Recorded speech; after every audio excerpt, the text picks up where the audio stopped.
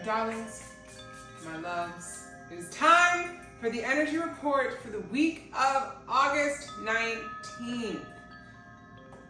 All right, so we got a couple of things happening this week. We're going to touch on some of the astrology, not all of it. We've got the full moon in Aquarius happening on Monday. Mercury Retrograde is now in Leo, not Virgo anymore. That's continued. The sun moves into Virgo on Thursday. We've got Jupiter square Saturn, and that is exact on Monday. And we've got Mercury trine Chiron, which starts on Wednesday and goes through like the end of the week.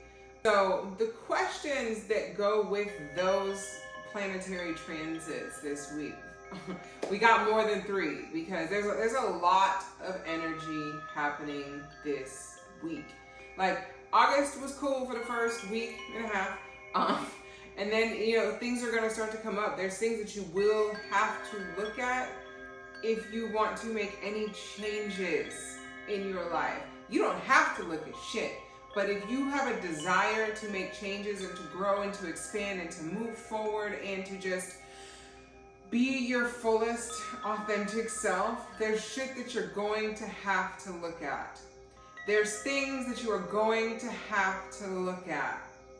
So, first question, we got how authentically are you showing up in the world? Specifically around the full moon in Aquarius. Aquarius, I like to say Aquarians are the weirdos of the zodiac, and most Aquarians are not going to be offended by that because they are different. They are the innovators. They are we're going to say aliens, because when I say aliens, I mean that they're different and they embrace their differences. They let their freak flag fly. A lot of Aquarians will be like, yeah, I'm different and I want you to know that I'm different. So, go, if you disagree, let me know. Let's talk about it. But how authentically are you showing up in the world? That Aquarian energy is about authenticity. When I say weird, it doesn't mean that it is bad. It just means that it's different than what somebody else may perceive as normal. And sometimes we hide parts of ourselves because we're afraid of what people are going to say, or we've been ridiculed for it in the past. And it's just, who are you? I've asked that question recently. Who are you? Like the caterpillar in Alice in Wonderland. Like, who are you? Because if you are afraid to show who you are when you're by yourself in public, are you really being authentic? Now, I know there's levels to it, right? There's levels to where and what you want to show and when and what you're comfortable with. That's fine. But I just want you to evaluate how much of yourself are you hiding from the world? I saw a reel today and he was talking about like, this guy meets different creators and artists and poets and whoever, and he said, why are you keeping this from the world? Like, who's seen it? They're like, nobody. Why are you keeping this from the world? Like, I kept myself from the world for a long time because of fear of judgment, ridicule, criticism, being made fun of, being made into a YouTube remix of, like, hide your kids, hide your wife, so, because that was so embarrassing to me. I laugh at myself all the time. So it's just like, you know what, there were some fears with that I also had to get through.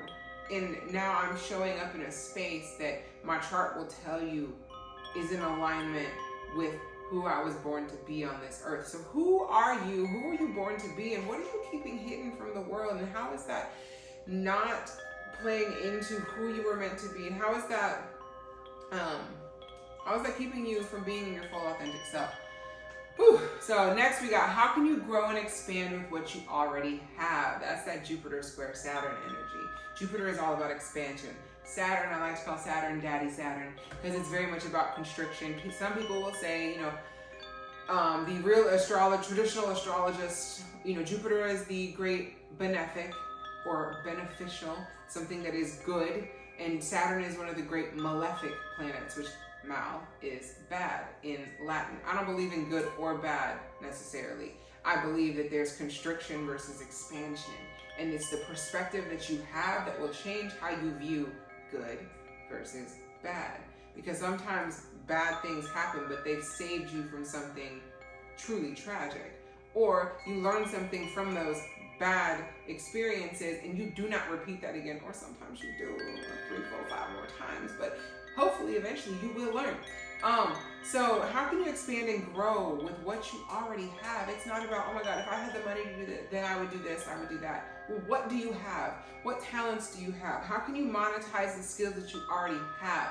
Like, how can you bring more joy into your life? Like, oh, I just want to have, again, look at what it is that you are looking externally for. And I want you to look at what you already have. Bashar is a channel is the conscious. I think Bashar is the name of the channel, like the consciousness that's channeled, but there's a guy who channels Bashar. Anyway, he has this formula called the AAA formula, and it is about being in alignment and being in flow with what you have to open the doors for everything that you are meant to be and have, whatever. But it's AAA formula. Acknowledge what you have, not what you don't have. Appreciate what you have, and then allow what's meant to happen next. So we're getting out of the control space. We're getting out of focusing on what we don't have. I spoke about the negativity bias recently in one of my reels, and our brains are naturally wired to focus on the negative. That's why they say first impressions are so important, because somebody could have just been having a bad or a rough day. You don't know what people are going through, but we can judge that. We can hold on to that negative experience. Or if you've been having a great day, but one thing goes wrong, and it may not even be that much. Somebody just may have cut you off in traffic, and you've been carrying that with you through the whole day. Or somebody who did cut you off in traffic flipped you off, or was yelling, cursing at you, whatever, and that just riled you up for the rest of the day, and you allowed that to ruin your day because your brain is going to focus on that naturally more. So that's why being grounded and being present and looking at what you have to be grateful for in your life is going to help you remain grounded and move through the negativity. I don't want you to bypass it, but I want you to feel it. I want you to understand it. I want you to ask yourself, well, what is this really worth ruining my whole day for? So, next question. How can you notice and acknowledge when fear is speaking, not truth? Like, there's a level of self-awareness that comes with this. There is a level of being able to hear, see, feel, whatever it is that you're saying, whatever somebody else is saying to you, without letting your emotions that may get stirred up in this process, without letting your emotions drive the bus, which is you. You are the vehicle, right? Your meat suit. This is an avatar. We are spiritual beings having a human experience. And are you going to let fear run and rule your life and allow it to make the choices and the judgments for you? No. I'm personally, that's not my goal. Now, does it happen? Absolutely. Like, perfection is being in a perpetual state of change. There is no such thing as static perfection. We are dynamic beings. We are adaptable. We learn how to maintain balance, and whenever things get out of balance, aka challenging emotions that may throw you off your square, how do you bring yourself back into balance? Which actually brings me into one of my next questions. What tools, modalities, practices, herbs, etc. can you use to help support you through any difficult emotions this week? So whenever those emotions come up, right, when fear is speaking, when it turns into anger, when it turns into whatever the hell else, what can you do to help you? What can you use to help you that is actually outside of you? Or using your breath is a tool that does live within you to help you ground.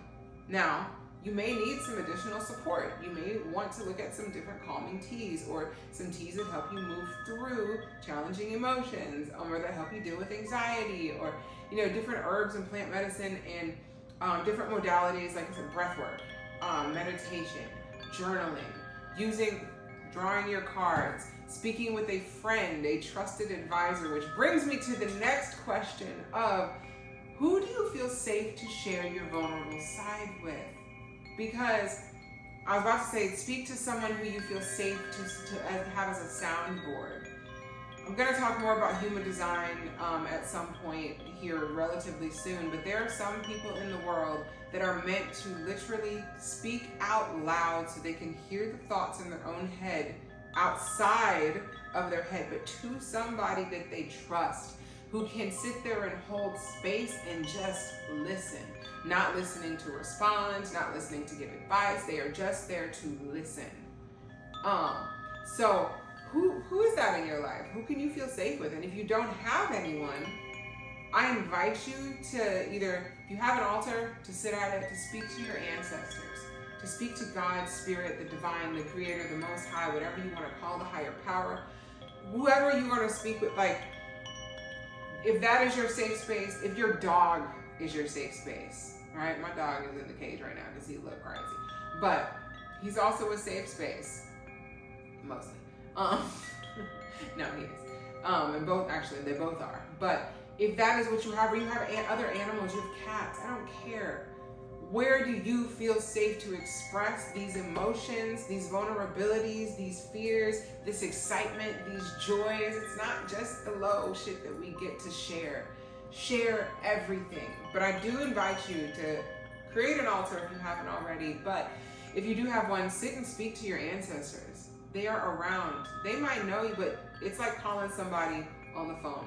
If some people will look at it like, oh, if I sit and speak to them for, you know, if I make this big elaborate thing, but I only do it once every 6 months, there's still not a connection there. They talk about quantum leaps happen, right? Quantum things are big. No, quantum is a smallish measurement. I want to say it's in physics, right? It is very small. It's small things, a little day that add up into these big changes. It's who are you being day in and day out. So there's that. Last question. Whew. What systems in your life are due for a tune-up or complete change that will help you return to order and balance after summer? Now, this is the sun moving into Virgo energy. Virgo rules systems. Virgo is a mutable sign. It is about learning how to adapt to change and being able to move from one space to the other without without being too much of a perfectionist. Again, perfectionism can help you in some ways, in some spaces, when it's in balance. There's an attention to detail in perfectionism that happens where Virgo is going to cross the T's, dot the I's, and underline the shit that needs to be underlined, right?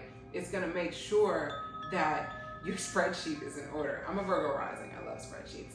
I love organization. I love categorization. My closet is color coordinated. Like, that is Virgo. It rules your health. It rules your routines in your life. It also rules pets. And so, like, looking at those different spaces in your life and how can you move back into order and balance by evaluating those systems in your life now. What's working? What's not? What maybe just needs a tune-up, or what needs a complete overhaul? What needs to be gutted, thrown out, released, and replaced? You cannot refurbish everything. Some things, it's gotta go. Some things you gotta release, you gotta give it to somebody else. One man's trash is another man's treasure. So let somebody else do what they gonna do with it if it's not for you. Woo! All right, so those are the questions. Yeah, that's a lot.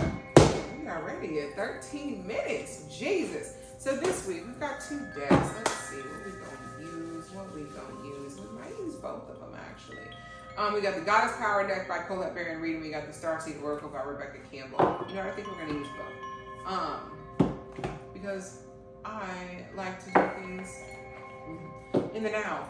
It's actually in my chart. Some of y'all probably got that too, especially on this same generation. But let's see what we got for the week.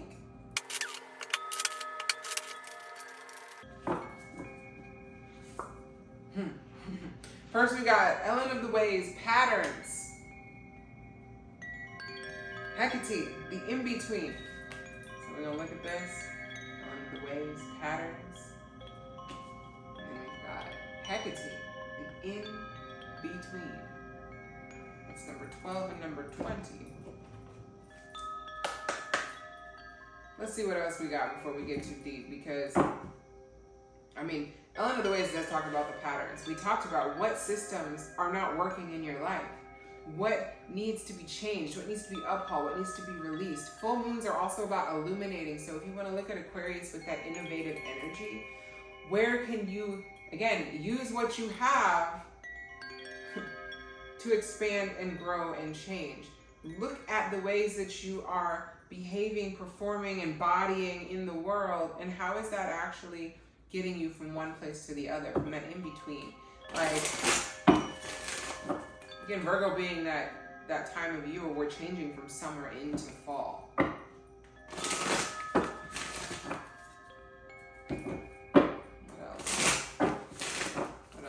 What else we need?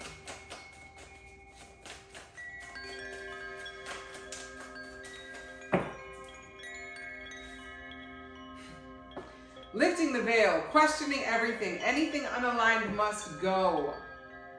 And we the Hathors, deep love, mother's milk, birth as a portal. So, what's interesting, I mean, again, they speaking to me too, y'all. Like, this is not just for you. And there's been a very big pattern for me, which I feel like that's also a very big pattern for y'all, is that there's portals that are being opened. The in-between with Hecate talking about, we're moving from one space to another. So in order to move from space A to space B, there's normally a doorway of some sort. I'm literally in the middle of, and you might be able to see it when I crop this down or not, but I'm in a threshold right now from one room to another.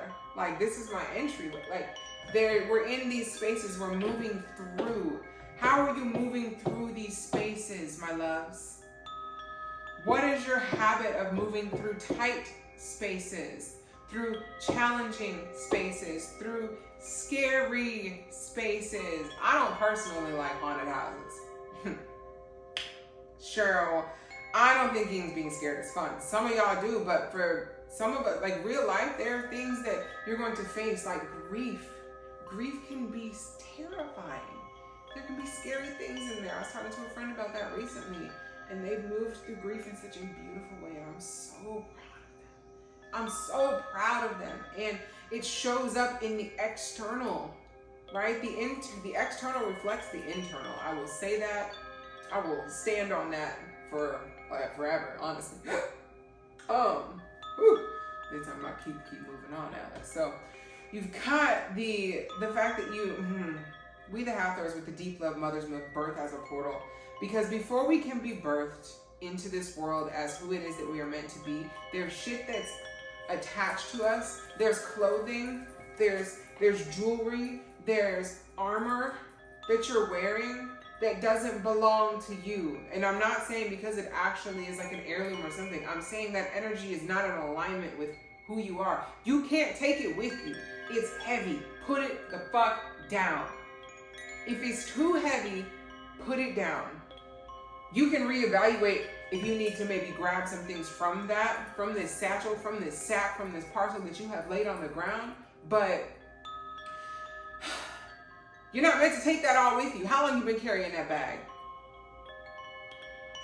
Like, don't worry, I'll wait. How long? Bag lady, you gon' hurt your back. Dragging on them bags like that. So you can't take it all with you. We're in a human, again, spiritual beings having a human experience, and we live in cycles. I was just talking to one of my best friends yesterday about how the cells in our body, they start to change every 3 years, I think is what she said. And then by 7 years, which our taste buds can change every 7 years, because the cells in your body are brand new after 7 years.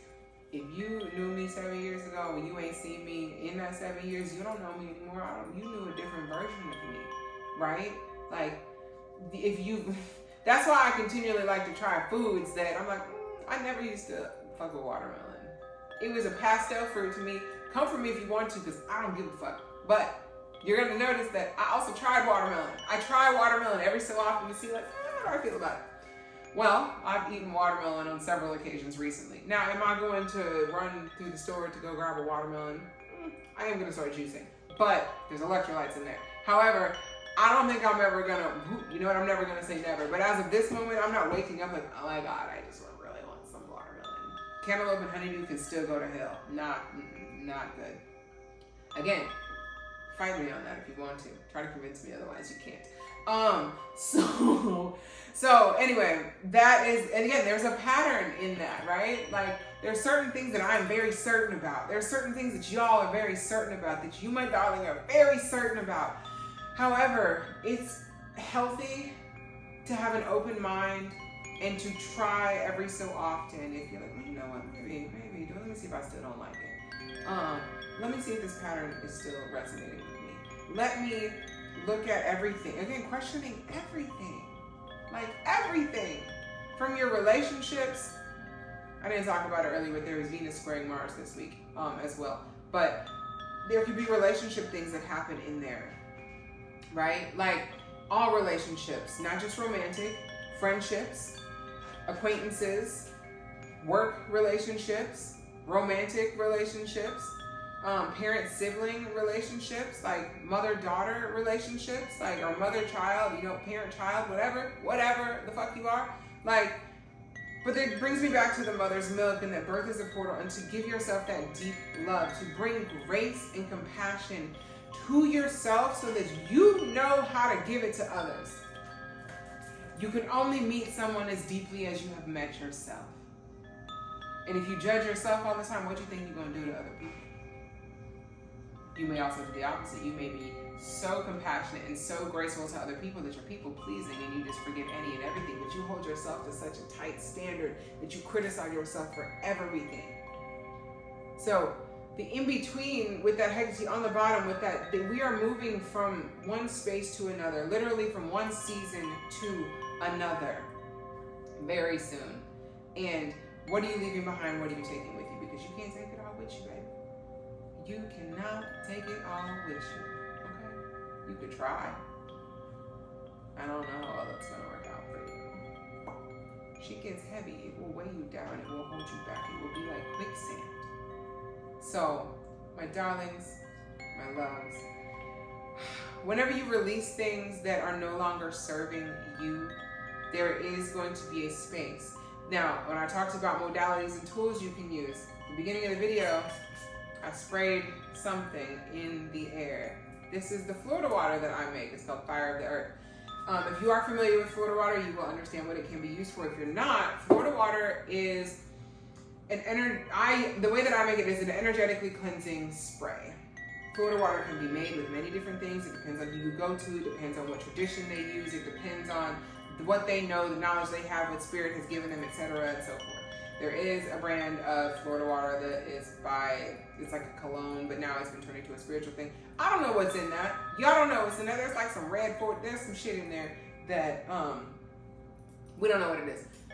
Herbs, essential oils, liquor, and a process and a ritual where it sits on my altar for a certain amount of time with my ancestors and my divine team to help bring in whatever vibes, to help you essentially protect yourself, to clear out what is not yours so that you have the space to bring in what is. If you are holding on to too much shit in your bag, there's no space to put anything new. Where are you going to put them blessings that you've been waiting for, praying for, asking for, begging for? And I don't want to invite you to continue to beg. No, we not ain't too proud to beg. I don't beg. It's one of my best friends told me yesterday. She's like, I said, don't give me something unless, especially even if I beg for it. She was like, I'm pretty sure you're not gonna beg. You probably threaten me first. You probably trying to say you're gonna blackmail me first. I said, you know what, my Scorpio does agree with that. Yes, I'm not gonna beg, and I don't want you to beg either, my darlings. As I was reminded in the last week from a dear friend and colleague, that spirit doesn't want you to come to the altar in desperation. If we're only praying and asking for help when we are desperate, when we are at our wit's end, when we are on the edge of the plank, and you're like, how the hell did we get here? You know how you got there. By not going through the emotions, by ignoring the emotions. We are humans. We're emotional beings. We're literally all energy. So moving through those things, because if you sweep it under the rug, it will show up somewhere else. If you keep your bag too full, it will eventually rip, right? Or you have no space to put these things. So where are you going to put your blessings if you keep holding on to shit that is not a blessing? So the fire of the earth, the Florida water helps with that. However, it will not help you. It will not learn the lesson for you, right? I mean, even on the label, protection, purification, renewal, love, and happiness. Because purification, get it out, release it, make the space. However, if you do not keep the space, if you do not have the space to hold what it is that you are asking for, how you going? How's it gonna stay? How's it gonna live there comfortably? You might fall out in the street. You might lose that $20 bill in the street because you didn't put it all the way in your pocket because you didn't have enough space. So, whew, darlings, my darlings, I love you. We've got the 2. Gosh, I just need to stop looking or I'll keep talking. But lift that veil, question everything, look at your patterns, understand how you're moving from one space to the other. You are walking through a portal. Mother yourself. And if your mother was not a great person, mother yourself as the mother that you've always wanted, the mother that you wish that you had. Mothering, true mother energy is nurturing. It's here to caretake. It is here to provide a safe space and to keep you safe until you are big enough to go out into the world and move on your own, right? And then you become your own sovereign being, okay? So give yourself the love, the nurturing, the protection, the grace, the compassion that you give to other people, most likely, or that you always wish that you received. Showing up in the world hardened and judgmental and criticizing and just having something to say about everybody is not the way, my darlings. Kindness is free. So be kind to you. I'm kind, I'm not nice, because nice means that I'm agreeable, and kind is a choice. Kindness is a choice. I'm not agreeable, though. I'm not going to just agree with any and everything you say. I am kind, I am not nice. So be kind to yourself, my darlings, my loves. If you have any questions, please let me know. Put them below. If you are interested in a personal reading, I do also do readings. Send me a message, get in contact with me, let me know. I also do spiritual life coaching, transformational spiritual life coaching. If you're interested in that, drop something below, send me a message. Call me, beat me if you want to reach me. Like Kim Possible, but no, Kim. But anyway, get in contact with me if you've got questions or you want to inquire about any other services that I have. I love you. You are on your way to greatness. There's some things that are holding you back that are getting in the way. And I know you can release them. I'm in the process of doing this shit too. For the 30th time, I love you. Midwestern goodbyes.